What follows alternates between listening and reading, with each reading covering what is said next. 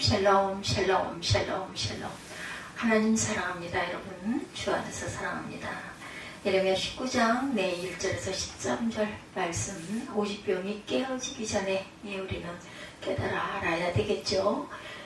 2001년 장로 대통령이 선출될 그 당시 한국 크리스찬들의 기대가 아주 대단했다고 합니다. 지금으로부터 2, 3년 전 일이죠.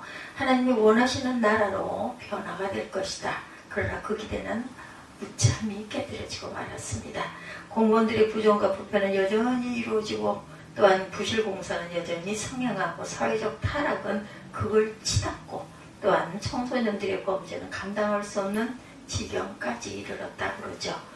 밤거리를 걸어가기가 무서운 시대가 되어버렸어요. 각종 우상 숭배와 음란한 일들이 일어나고 혼외정사, 혼전 성관계는 아주 아무것도 아닌 자연스러운 일이 되고 말았다는 거죠. 더 큰 문제는 그러한 부정과 부패 한국교회의 중직들이 연루되어 있었다는 것입니다. 이러한 사회를 보면서 하나님 과연 무엇이라고 말씀하셨을까요? 그렇게 하고 20여 년이 흘러왔습니다. 오늘날까지. 아니, 매주 드려지는 수많은 예배와 설교들은 하나님은 어떻게 생각을 하실까? 그리고 우리들에게 하시고 싶으신 말씀은 과연 무슨 말씀이실까요? 궁금합니다. 이러한 의문에 대해서 하나님께서 오늘 본문을 통해서 우리에게 말씀하고 경고하고 계신다라는 것을 잊지 마십시다. 오늘 본문에 이스라엘에게 재앙을 내리시겠다고 말씀하시는 하나님을 만나게 됐죠. 오지병을 들고 그들에게 재앙을 내리시겠다는 하나님의 모습을 보면서 이스라엘 백성들이 어떻게 살았기에 하나님께서 이렇게 분노하실까 궁금해집니다.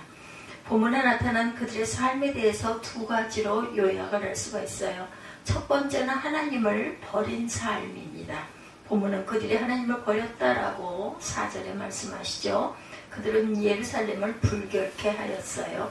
19장 4절 다시 보죠.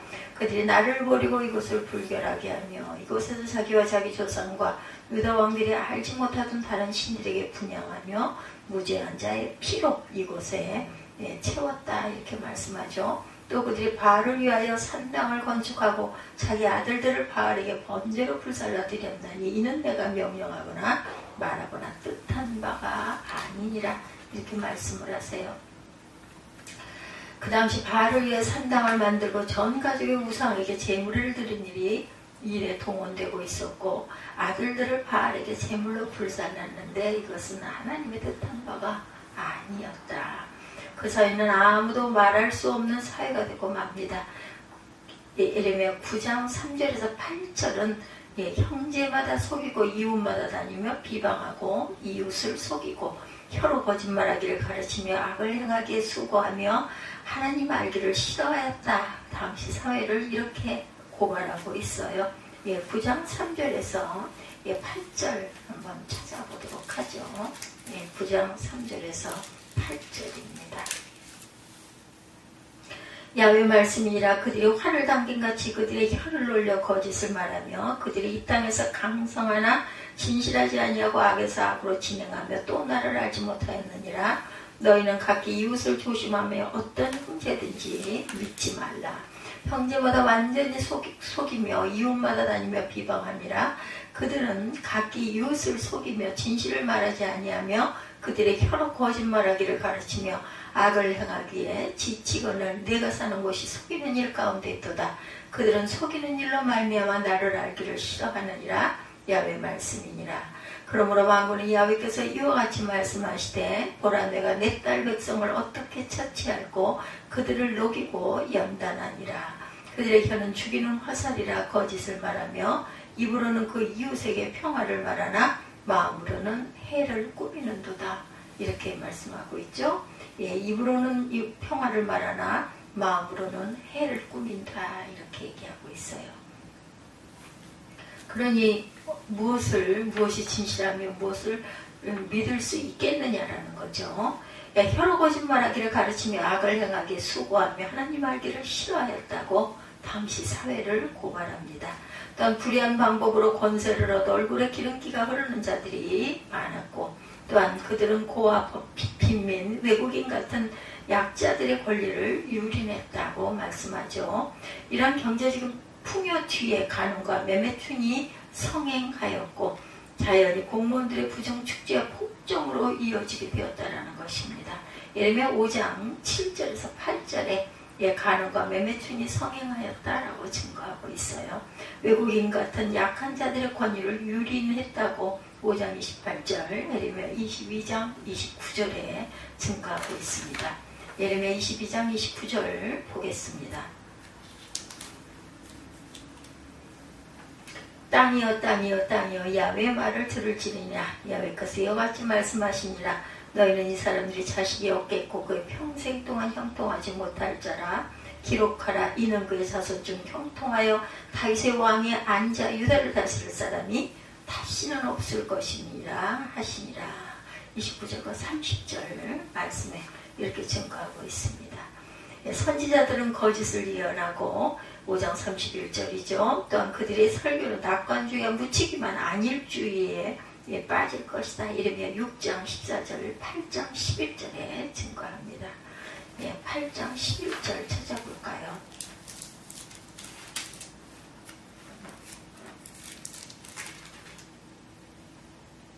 그들의 딸내 백성이 상처를 가볍게 여기며 말하기를 평강하다 평강하다 하나 평강이 없도다. 이렇게 말씀하죠. 8장 11절 말씀입니다.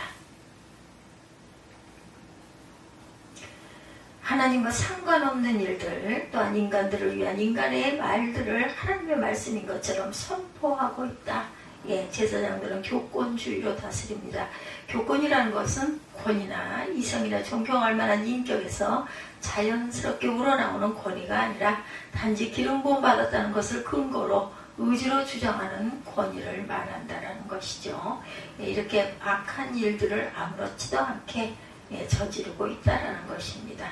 그러나 더 큰 문제는 백성들이 그것을 좋게 여기는 데 있다. 그런 말 듣기를 좋아해요. 온전한 진실한 말이 아닌데도 그 말 듣기를 좋아합니다. 이러한 상황 속에서 그들의 예배는 계속됩니다. 외국에서 수입한 시바와 유향과 원방의 향품을 값비쌀 제물들로 드리며 금식을 하죠. 이래며 4장 10절에도 증거되어 있어요. 4장 10절 보죠.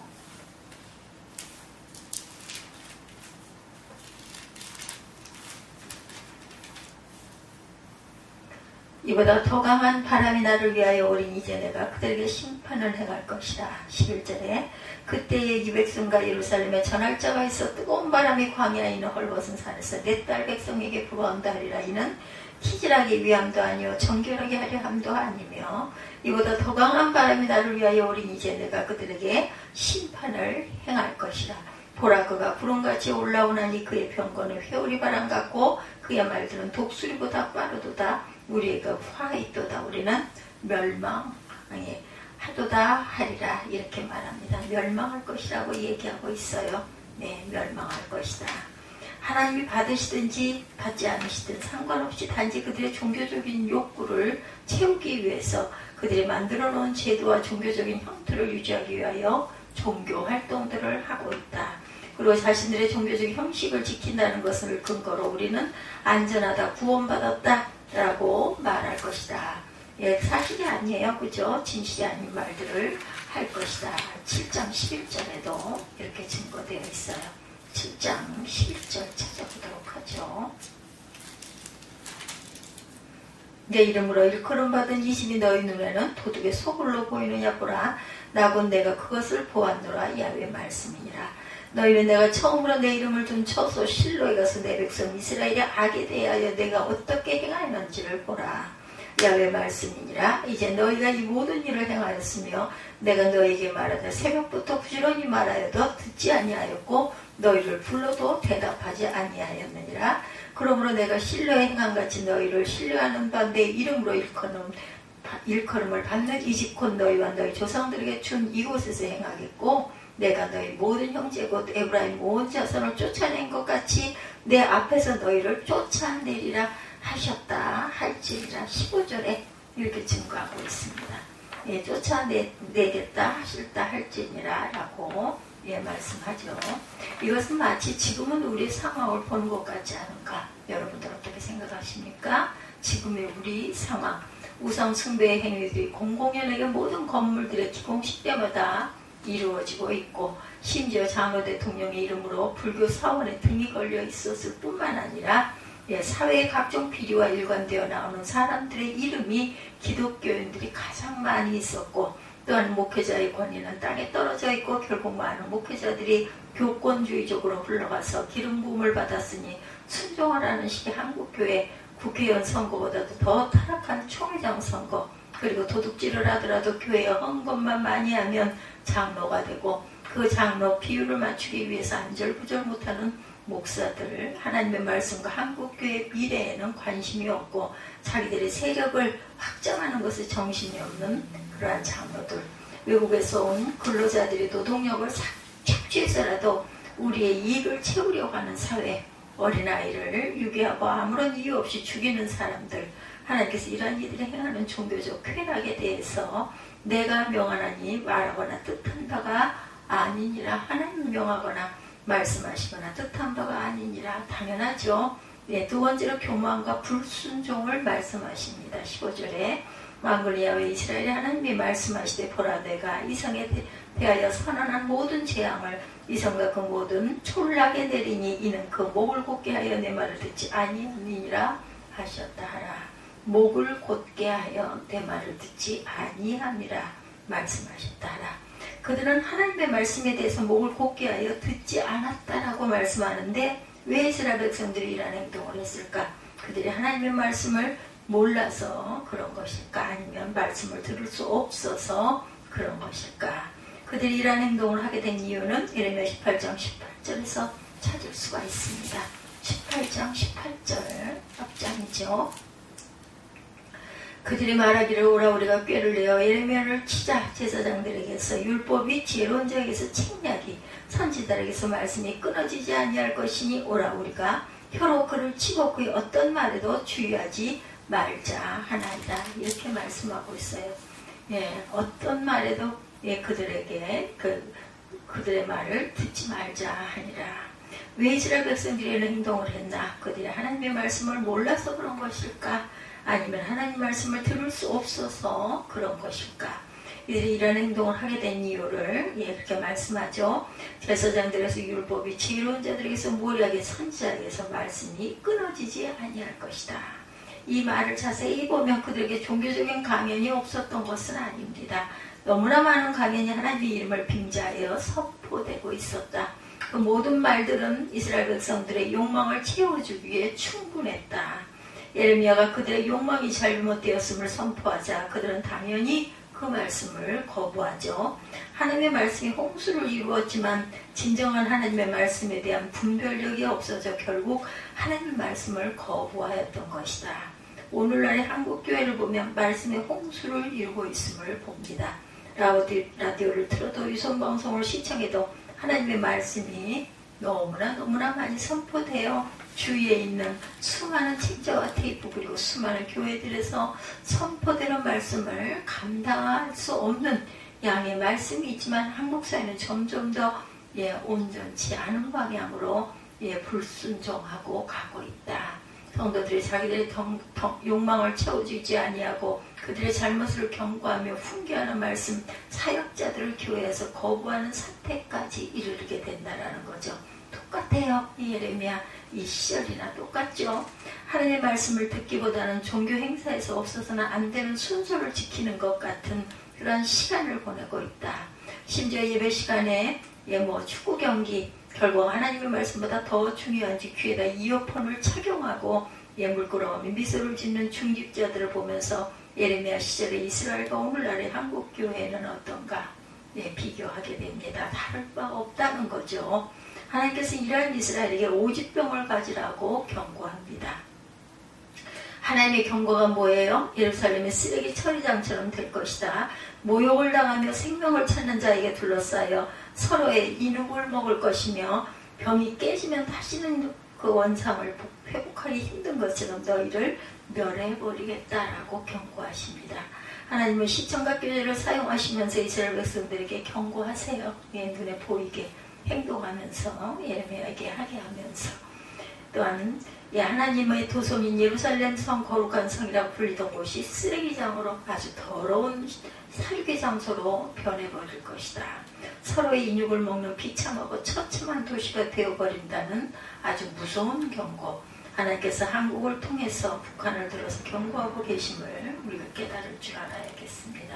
하나님이 없다고 말하며 하나님의 말씀에 정면으로 대항하고 김일성이라는 우상을 만들어서 섬기던 북한이 흉흉한 소문과 폐허의 도시로 변해져가고 있음을 우리는 알고 있어요. 심지어 인육을 먹는 다른 보도를 들으며 우리는 다시 한번 놀라게 됩니다.